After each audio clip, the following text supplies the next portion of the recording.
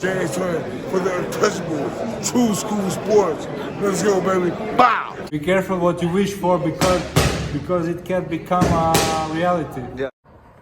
The untouchable True School Sports Empire proudly presents something the boxing games are missing. Hey, what's going on? It's your boy BT, and I came here to talk some boxing with the thousands of True School Sports subscribers. All right, so I wanted to come on here and just give you guys my thoughts on what's honestly, let's be honest here, because this is an honest boxing channel for honest people in the world. And this fight is a very unwarranted rematch because we all know, we all saw it, my prescription still works. Shaquie Foster clearly beat Robson Conceicao in their first fight.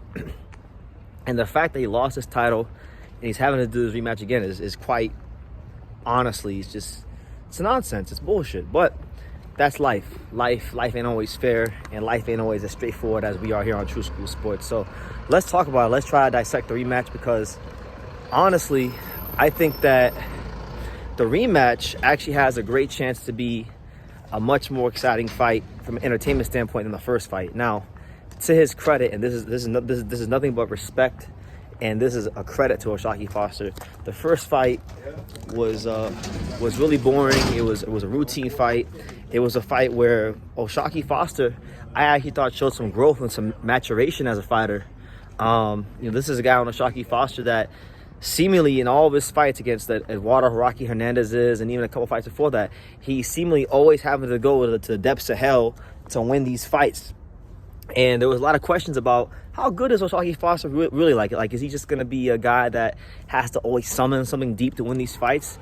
And in this fight, he fought a guy who was a gold medalist, very high-level fighter, guy that's, giving some of the best fighters in the world around in this weight class, like Oscar Valdez, giving him hell, and I thought Conceicao beat Oscar Valdez, and Shaquie Foster, in my opinion, boxed him easy. So his maturation got overlooked because of the robbery and the injustice that was done to him. But the great thing about it is he gets a chance to make things right. And truth be told, I know there's going to be a temptation for Shaquie Foster to press and fight a different style. I mean, maybe open up a bit more, which, I think from a fan standpoint, I would be excited to see that, because that would give Conceicao a lot of great counter-punching opportunities.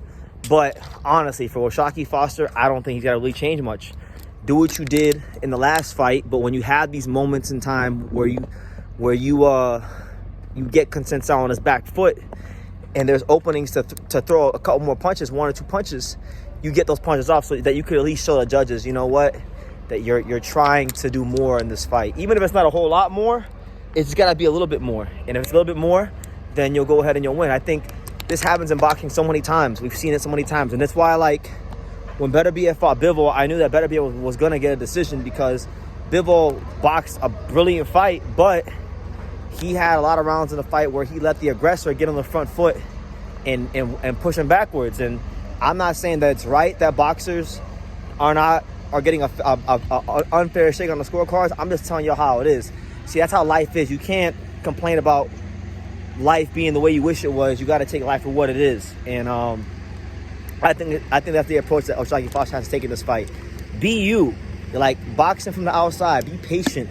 But when the opportunity presents itself and you're pushing them back and you can throw a punch or two more, throw that punch or two more, so that you can give the judges the impression that you're doing more in this fight, and they'll be more likely to give you the round. Because I think they will give you. I think now, because it was such a horrible scorecard, such a terrible robbery, I think now the judges will be more in favor of Shaquie Foster to give him the rounds. They might even start to make up for what they did last time, and maybe overcompensate and go ahead and just here, Shaquie, here's a round. Even it might even be some rounds he loses. That's close, and they may say, here you go, Shaquie, because there are those things in boxing. There is such a thing as sympathy scoring. So I think personally, I would like to see Shaquie Foster repeat the same performance and get credit for it this time, because to me, all I heard from people going into that fight was, Shaquie Foster, he gets hit a lot.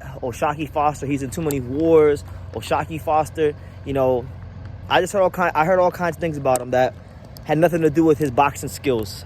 And in this fight, he flashed really good boxing skills and patience and IQ, and those things are not being talked about because they're completely overshadowed and washed away by the terrible injustice that was done to him. So I want to see him become champion again. At least if he can beat Conceicao again, he can become two-time champion. And for Conceicao, you know, this is a guy that had injustices done to him. I thought he beat Oscar Valdez.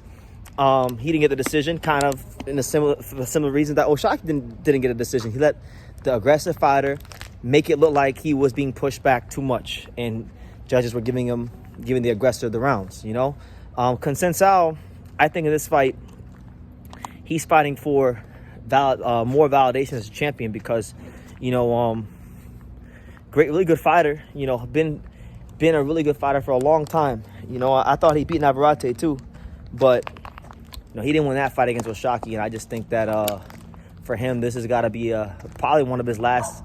If he loses this fight, like if he doesn't win this fight, it's gonna probably looked at to be one of his last fights at the championship level. Because he's had so many title shots, he's been in so many title fights. You know, how many title shots can you give a guy? You know, so he's a champion now.